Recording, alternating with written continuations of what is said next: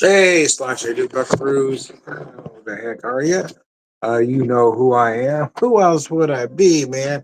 Popped on just a second early. I guess I'm right on time now. How are you, man?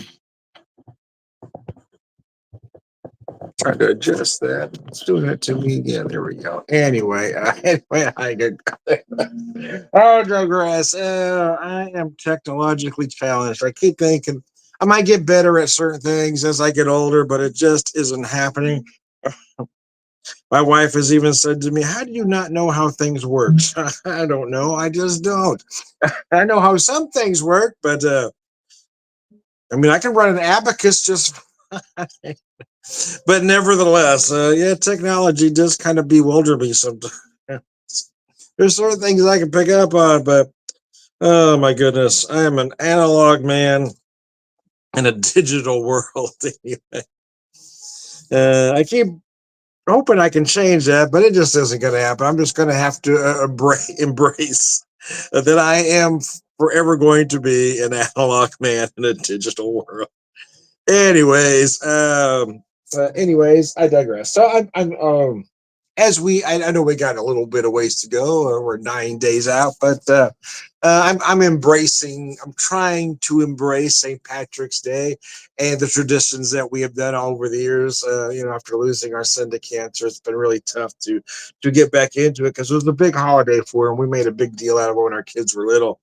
Um, but anyway, I'm gonna get right to it so this drink doesn't sit any longer. I may take some pictures and get things going here. So let me show this to you. So here's what I did. This is kind of an Irish American cocktail, right? To show you what I did here. So I did a reduction. Excuse me. So I took an American stout from Banter Brewing and I did a reduction. I took 8 ounces of beer down to about half an ounce, and then I slowly added some simple syrup back in to get to the right sweetness and the consistency that I wanted. So I've got about 1 ounce of that simple. I've got about I've got 2 ounces of, let me find it here, Lost Irish. And the reason I kind of went back and forth on what whiskey to use, and the reason I went with this one is because of the complexity. It uses it's six worlds, finished in cask from 6 different continents. It's a very interesting Irish blend, and in all honesty, it's the best blended Irish I've ever had. And then I decided to go with cocoa bitters to emphasize the notes of that of the simple that condensed stout. So, Anyway, Sláinte.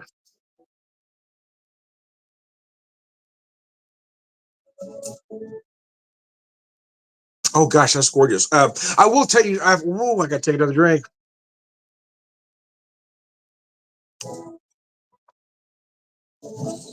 Okay, that was my absolute first sip of that. That is beautiful, man.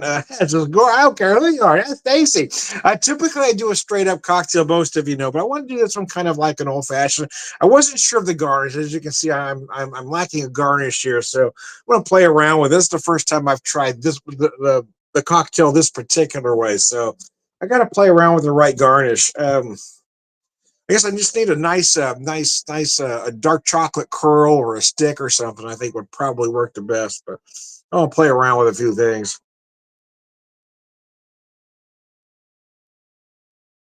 But I will tell you that reduction came out just amazing. Oh, that's gorgeous. As always, if you have any questions or comments, please put it up on the screen. I'll answer almost anything, unless you're just being an asshat.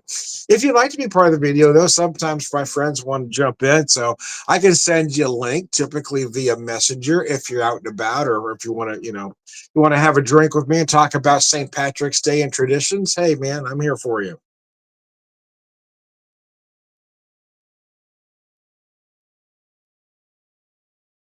Uh, but I do like the way that one came out, though.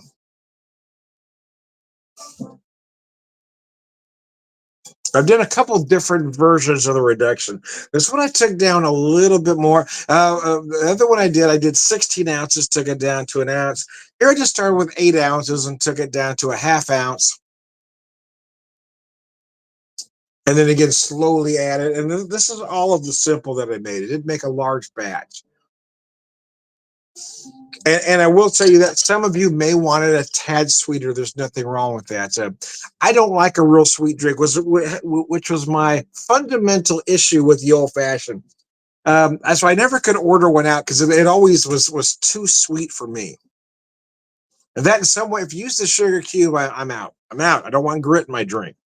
And you can muddle to your heart's content. And you can muddle from today till tomorrow. You're still gonna get some grit in that drink, and I don't like it. So if I do an old fashioned, it's got to be with a simple of some sort.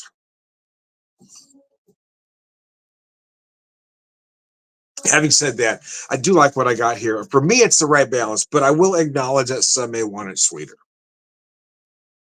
And in another version, I used black walnut bitters, which I like, but because this version brought out more cocoa notes, is why I went with the cocoa bitters. More chocolate notes, I said. That's why I went with the cocoa bitters, I guess I should say.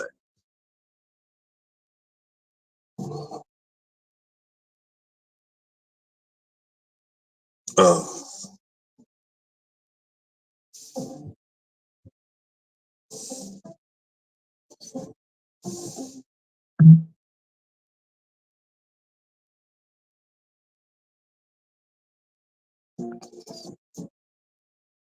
oh man, that is nice. That's very nice.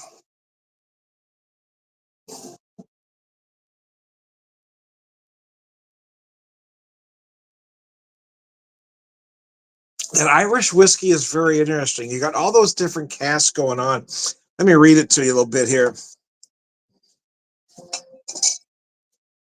So it uses casks from six different continents, from Africa, South African brandy casks, from Asia, Japanese Mizunara oak, from Europe, sherry casks, from North America, U.S. bourbon casks, and Caribbean rum casks. Uh, Australian tiny casks, and Colombian rum cast. So it really gets, I mean, it's very interesting, the blending going into this. And then it uses three styles: grain whiskey for sweetness, malt whiskey for fruitiness, and pot still for creaminess and spice. And I got to tell you, I debated on buying this because it was a little bit more than, well, it was more than any of the blended whiskeys that they had on hand there, and it's a lot more than I typically want to spend for a blended. But it sounded so interesting that I eventually decided to, because I've had it and I put it back and I picked it up and I put it back, and then I decided just to walk away, look around at the beer, think about it a little bit. I got back over there, and bottom line, I decided to pick it up, and I'm glad I did. It is absolutely delicious.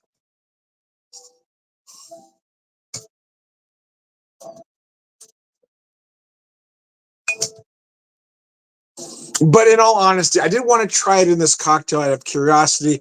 The rest of the bottle will most likely be drank. I may try one. I may try one particular version on the rocks. I may take 2 ounces and put it on a globe just like this. But for the most part, it's other than that, it's going to be drank neat because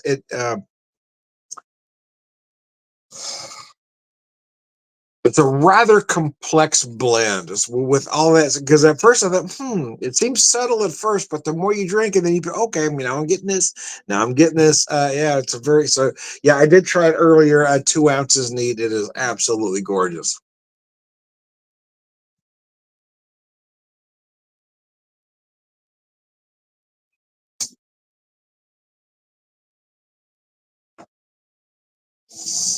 Oh man. I do like that stout reduction, though. I really do, man. That's nice. That's very nice. I've been playing around with different reductions lately. Beer reductions, trying to capture certain things, if you will.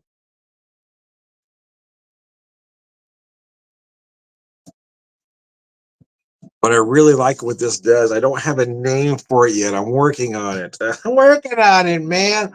Oh, But boy, I really like that. Coming up with a garnish is going to be tough. I'm not really sure. Usually, sometimes you've got a flavor or an idea. You can use, an herb or orange peel standard, but sometimes certain other things work better. I don't really want to use an orange peel for a cocktail like this. I don't want to use a cherry, but I can't think of any particular citrus that would work. And I'm not thinking of a particular herb I'd really want to use for it either.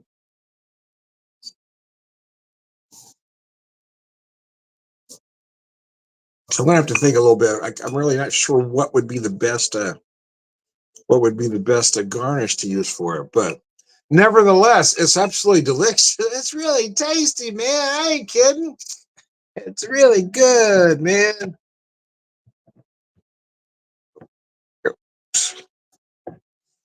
No, so I was checking something there. Never mind.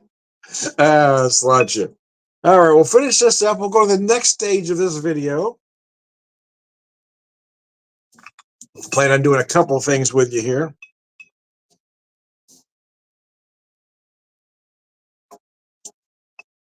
As I relax on a beer whisper / whiskey whisper day off.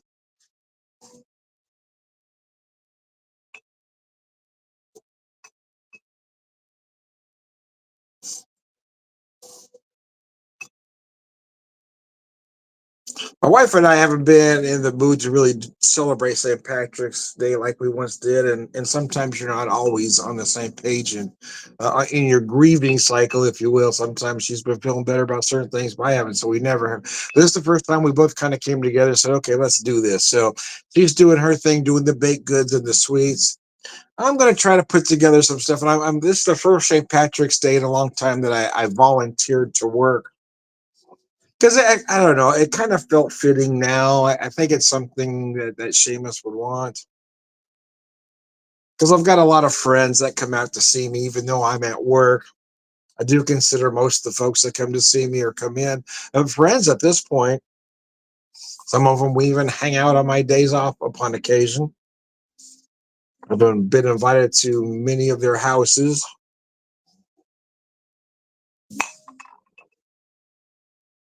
It's become a community, so maybe that's why it feels fitting to bring my traditions to work into them for this particular St. Patrick's Day, or I should say our traditions, my wife and I and our family. So what I have here, I'm going to take a couple drinks of. Oh gosh, that's gorgeous. Is it basically an American stout, American style stout from Banter Brewing.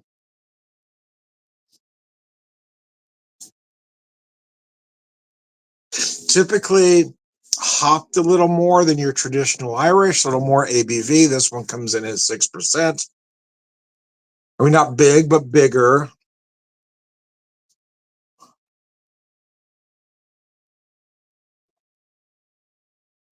But there are some similarities. It almost feels like just a slightly more robust version of a dry stout.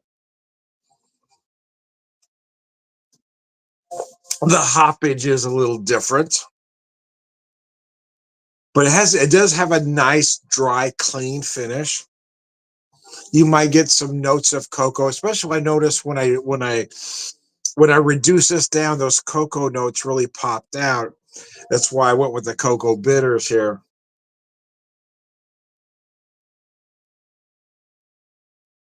Oh man.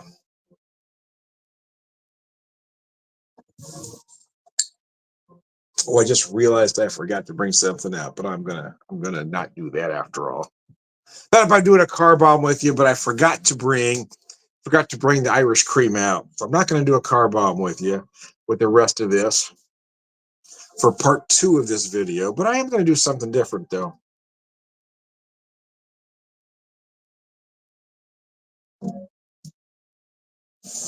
I do have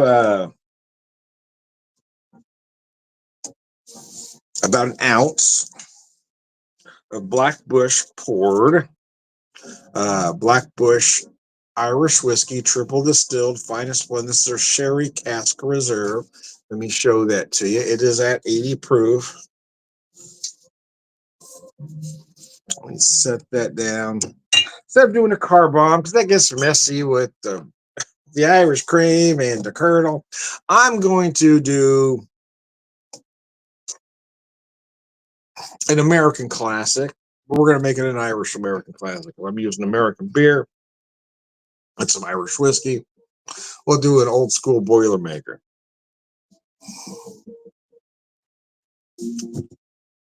Now, for some, a Boilermaker is you take a shot of whiskey, you knock the beer back.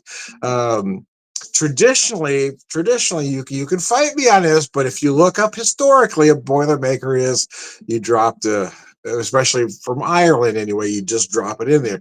Now, some have renamed this a depth charge. However, like I say, if you look up origins, you're gonna find I'm right. That a traditional Boilermaker. Well, okay, I got a little cocky there, but the truth is, it just depends on what you're looking for. You can find you can find evidence to any of the scenarios I just described. So for me, the way I learned this as well, I won't tell you how young I learned this because I guess my parents can't get in trouble now, but I won't tell you how young I learned this. But how I learned to do a Boilermaker was the Irish American way, which was to drop the shot in. So that's the way we're going to do it today for you. So anyway,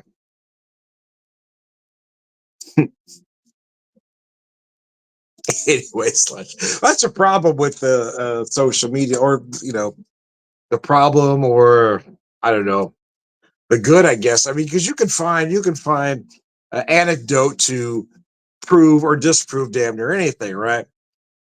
Someone might say, well, drink has to be done this way. It's always been done this way. But you can find evidence to the contrary, right? Again, the old fashioned I like to go back to is everybody wants to have that big cube in it now. But if you look back to the very earliest recipes of an old fashioned, it was served straight up like a Manhattan, mostly because, well, you didn't have those cubes back then. But folks today like that, and so that's what the old fashioned has become. I'll be honest, for me, 90% of the time when I make an old fashioned, I make it straight up. Every once in a while, I'll go with a cube like I just did for you, or I used a globe, but as an ice of some sort. But most of the time, I will just serve it straight up. All right. So anyway, here we go, and slut you.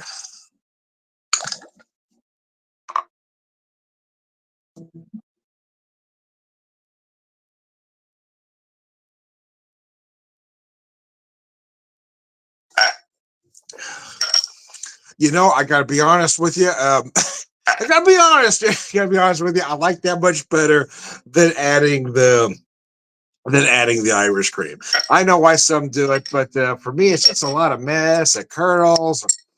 But and I'm a bit of a traditional guy, so I like the beer and the whiskey. I don't need the Irish cream in there, but I'm not gonna, I'm not going to condemn somebody for doing it either. I've been known to do it upon occasion, but I'm glad I didn't bring the Irish cream out because that was really nice for a lot of reasons. That that whiskey and that stout just blended together so well. Because I honestly thought it might be harder to drop down than it was. But boy, that was smooth, man. That went down easier than a Tijuana hooker. That was good, man. So anyway, anyway, and now the best part of it is that I don't have that, I don't have that Irish cream kernel in the glass that nobody likes. So I'm going to pour myself just a little more beer, and I'm going to have one last thing with you as we round out this Irish whiskey video, or a prelude to St. Patrick's Day video, I should say. Boy, I foamed that up a lot more than I wanted to. You did that very well, did you, Tom? No, you didn't. You didn't, man. That was awful. Anyway, let me put this off to the side now. Let me grab my glass that I want for this particular cocktail, or not cocktail, but pour. So I'm just going to use my wife found these. I'm not sure where she found these. We haven't had these glasses for a long time, maybe a couple, 3 years. I'm not really sure. But I love the little shamrock snifters.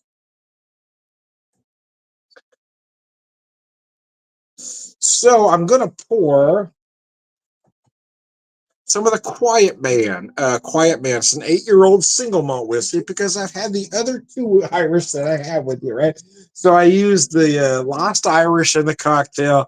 I used the Bushmills Black in the Boilermaker. Again, kind of an Irish American thing. So I'm gonna have the Quiet Man with you, but it's gonna be neat because a single malt ought to be drank neat, in my particular opinion. I don't care what you think, Tom. Go get myself a nice healthy pour there. We'll put the lid back on that bottle. Uh Quiet Man, the Quiet Man aged 8 years, 8 years in oak bourbon cask. It's a very nice. So I wanted to have an there's been years past where I've had several versions of an Irish whiskey here. I usually have a blend or two and at least a couple single malts, but this year on vacation, I just spent a lot of money on or last year on vacation, I guess I should say, a lot of money on small distillery bourbon, rye, and American single malt whiskeys. So it came around to St. Patrick's Day, or came around about a week ago, and I realized I didn't have one Irish whiskey on hand, and I had to do a video with some friends. Our St. Patrick's Day edition for Brandon Chaser. So I had to go out and buy an Irish whiskey real fast. So I grabbed the Bushmills Black Bush just to have something. And today I needed, I was putting together something else. So I went out and bought these two today, the Lost Irish and the Quiet Man. I wanted to have one single malt, but didn't want to break the bank either, right? And so I checked stock at a couple of the bigger liquor stores in town that usually have a good selection, and I wasn't really impressed because I wasn't finding anything different, right? It was all the usual suspects. So I would decide to go to a grocery store actually, but they've been known to have a very good liquor department. So uh, I will say that I've had the Quiet Man before, but I haven't had it's been since 2017. So I figured, well, let's go ahead and revisit that. It was only about $37, which is good for a single malt whiskey, even though it's a young one at 8.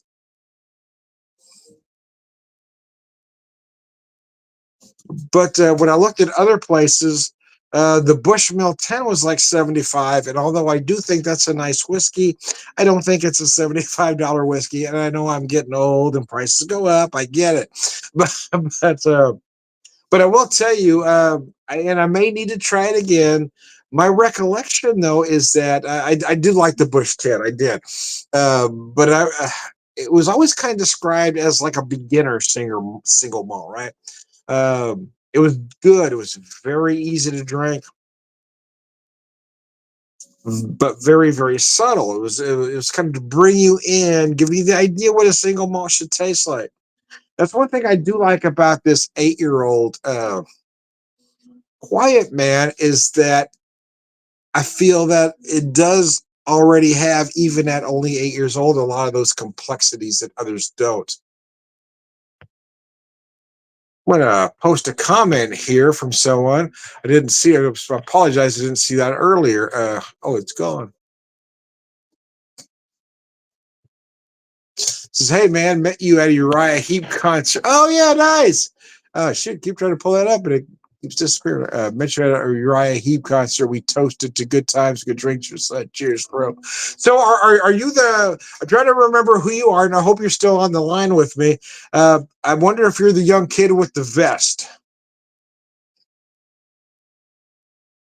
Because there was a few of us that were in line for the meet and greet,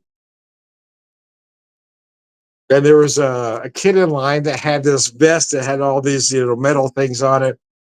And he probably should have known. Then he was telling me his age, and I told him about my son. So he doesn't mention his name here, but I'm wondering if that's you. So if it is you, let me know. Because I told my wife about you after the show because that was a great show. So I met this kid in line. Anyway, we'll slot you. Yeah, I thought so. Tehran. I say, hey man, it was. So I got the shirt on, as you can see, and we're talking about St. Patrick's Day, my son.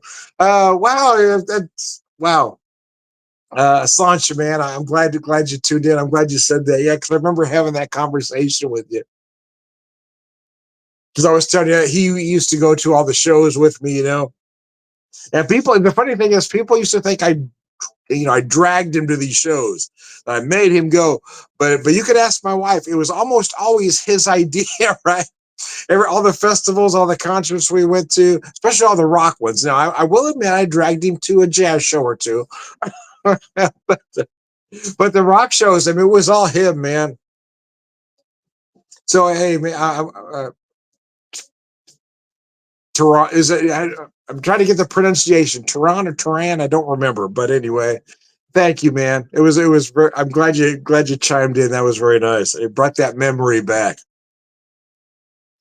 And you probably do remember too that it was my it was right on my 59th birthday, which kind of made that special. It's the main reason I bought the ticket to that show because I knew that's what he would want to do. Anyway, that's nice. Wow.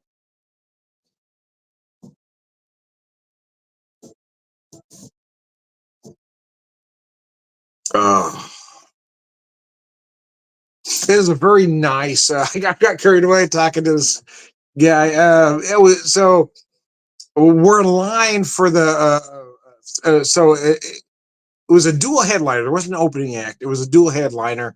Uriah Heep, Saxon, and I guess they kind of swapped in various locations uh, who played first. But it was a dual headlining show.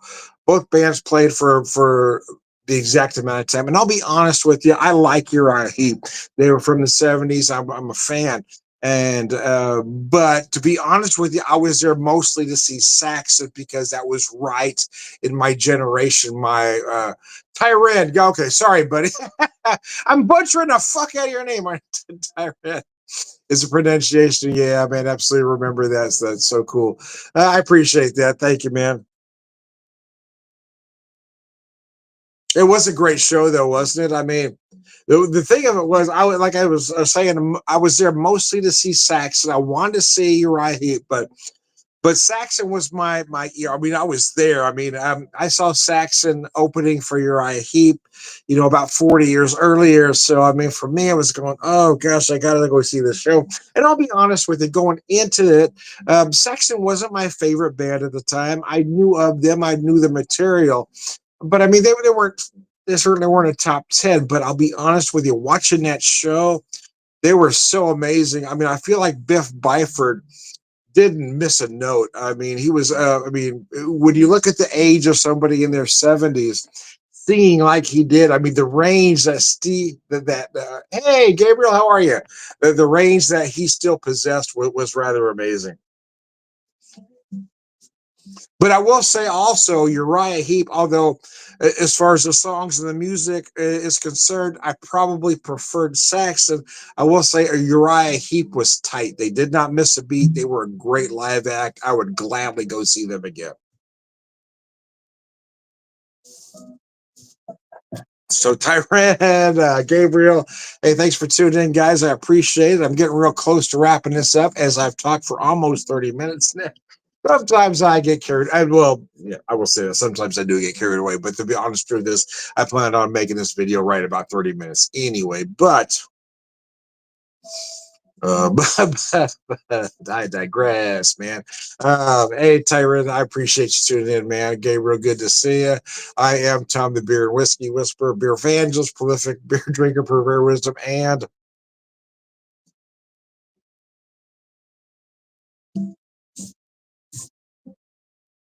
uh, I'm also Tom, the Whiskey Whisperer, whiskey evangelist, prolific whiskey drinker, purveyor of wisdom, all around good guy. Sláinte. Thanks for tuning in, guys. I can't even tell you how much I appreciate it. Oh, wow, that was amazing. Thank you, guys.